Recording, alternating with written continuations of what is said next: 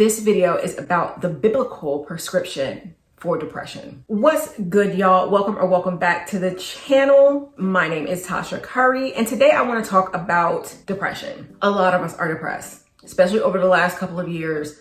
A lot of us has been going through a lot of things. So basically, this video is about the biblical prescription for depression. I'm someone who suffered from depression. I was diagnosed with generalized anxiety disorder. So I suffer from depression, anxiety. I also was diagnosed with PTSD. And I've been on a lot of medication for these problems. And it wasn't until recently that I found this scripture in the Bible that have completely been helping me kind of get through my depression. And I kind of really hope that it helps someone else. So God gave me scripture, Psalm 143 verses 3 through 10. So if you guys don't mind, I'm going to read it to you. If you don't want to hear me read it, you can skip this. But I highly advise you that if you're going through a depression or if you just feel down and you feel lost right now, I would highly recommend that you actually go through and read this scripture. And I'm reading in my everyday Bible. So it says, "For the enemy has pursued and persecuted my soul. He has crushed my life down to the ground. He has made me dwell in dark places as those who have been long dead. Therefore, in my spirit overwhelmed and faints within me. My heart within my bosom grows numb. I remember the days of old. I meditate on all your doings. I ponder the work of your hands. I spread forth my hands to you. My soul thirsts after you like a thirsty land. Answer me speedily, O Lord, for my spirit fails. Hide not your face from me, lest I become like those who go down in the pit. Cause me to hear your loving kindness in the morning, for on you do I lean, and in you do I trust. Cause me to know the way wherein I should walk, for I lift up my inner self to you. Deliver me, O Lord, from my enemies. I flee to you to hide me. Teach me to do your will, for you are my God. Let your good spirit lead me into a level country and into the land of uprightness." And actually, there's a portion in my Bible that actually breaks down this verse by verse. And I'm actually going to talk about that as well. Because after reading that, I was like, oh my goodness. This is what I should have been doing the whole time. Going through a depression, sometimes when we feel like the world is just too heavy on our shoulders, we cannot do it alone. And sometimes we need the word of God to be able to help us get through. And basically what that scripture is saying is that you need to focus on God. You may not know why you're going through this depression. It may be way beyond your understanding, but God can still help you get through if you allow him to. So I want to kind of go through what it says in my Bible on the breakdown of that scripture. Like I said, the Bible that I'm actually reading from is my Everyday Bible by Joyce Meyer. So this is something that she actually wrote in this Bible. This is not my own words. I just love the way that she speaks, and I love how she makes it easy for people like me to understand. So she starts with Psalm 143, 3 through 10 gives us a description of depression and how to overcome it. Let's look at this passage in detail to see the steps we can take to defeat this attack of the enemy. So Psalm 143:3, identify the nature and cause of the problem. David said he feels as if he is dwelling in dark places as those who have been long dead. This certainly sounds to me like a description of someone who's depressed. I believe that source of the depression described here is our enemy Satan, who attacks the soul. In verse 4, recognize that depression steals life and light. Depression oppresses a person's spiritual freedom and power. Our spirits, empowered and encouraged by God's Spirit, are powerful and free. Therefore, Satan seeks to oppress our spirit's power and liberty by filling our minds with darkness and gloom. Please recognize that it is vital to resist the feeling called depression. Immediately when we begin to sense it, the longer it is allowed to remain, the harder it becomes to resist. Verse 5, remember the good times. In this verse, we see David's response to his condition. Remembering, meditating, and pondering are all functions of the mind. He obviously knows that his thoughts will affect his feelings, so he gets busy thinking about the kind of things that will help overcome the attack upon his mind. He thinks about God and the good things he does. Verse 6, praise the Lord in the midst of the problem. David knows the importance of praise. He lifts his hands up in worship. He declares what his needs truly is. He needs God. Far too often when people get depressed, it is because they are in need of something and they seek it in the wrong place, which only adds to their problems. God alone can water a thirsty soul. Do not be deceived into thinking that anything else can satisfy you fully and completely.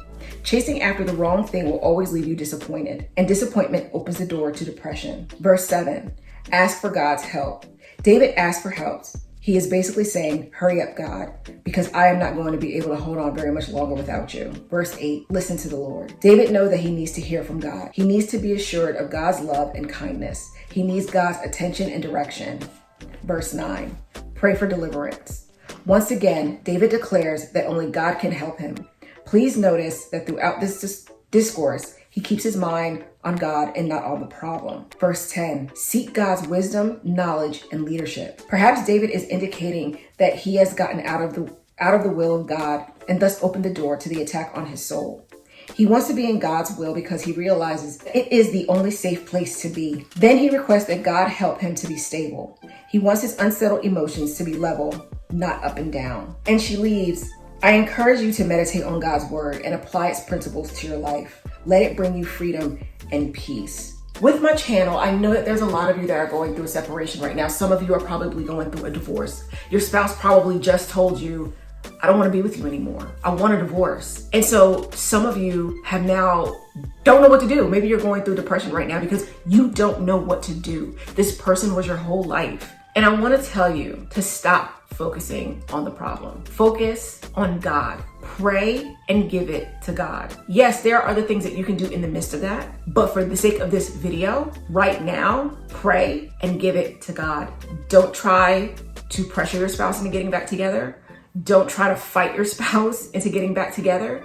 Don't try to bully your spouse into getting back together. Right now, give it to God. In this moment, do nothing else. God will tell you where to move. God will tell you what to do. There are actually 2 affiliate links that I have below. And if you do click on those affiliate links, I will get a little kickback from them. But I can assure you that I have actually been through both of these programs recently, actually. Not because I was going through any issues in my marriage, but I feel like we all need help, no matter if things are going good or if things are going bad.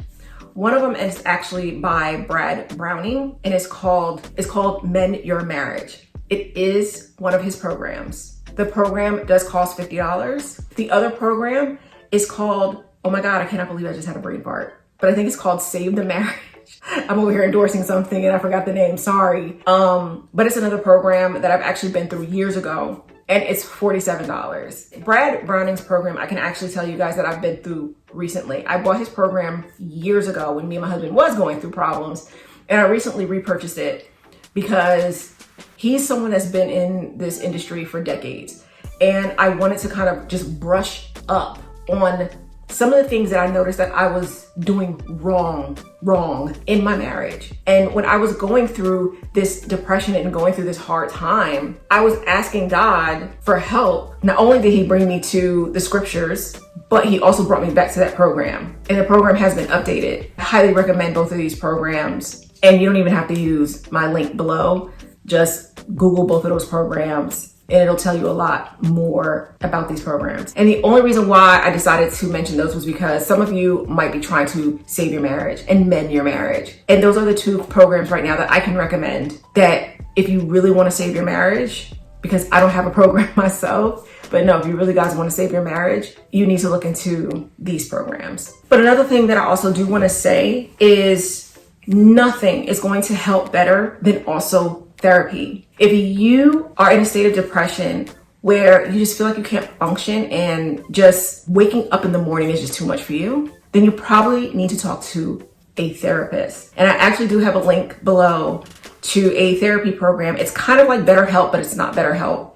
And you can choose a therapist that you want to choose. You can talk to your therapist by chat, by phone, by video. So you can either click my affiliate link below and get 20% off your first call and get help. This is not about me making money or getting a kickback. It's about you seeking help, and it's about you getting the correct help and you getting the right help. So I actually want to do a quick prayer for you guys. So I hope that you're okay with that. Someone needs to be prayed for out there. And I'm kind of scared because honestly, I've never prayed. I barely prayed in public. So praying on camera for thousands of people to see, this is going to be kind of weird. God is putting it on my heart to pray, and I want to pray for somebody. So here we go. God, whoever is watching this video or not watching, I ask that you bless them. Send down one of your angels to just wrap their wings around them. Let them know they are not alone. They don't have to go through this through this pain alone. Forgive them for not trusting in you. Help them to strengthen their faith. Remind them that no matter what they are going through, you are there for them. Send the right people to them to show them true love and true kindness. Ease them in their pain, Lord. In Jesus' name, amen. So how do you fight depression? You fight depression through God's grace. The enemy wants to drag you down and make you feel hopeless. But in the power of prayer, you'll begin to feel hopeful. It's okay to get help. God has a part and you have a part. And therapy might just be your part. So I hope that you all got something from this video. I hope you like it, and I hope that you share it with someone who is needing to hear this. We all struggle and we're all going through something. Just let them know that they're not alone. I love you all, and I hope to see you guys in my next video.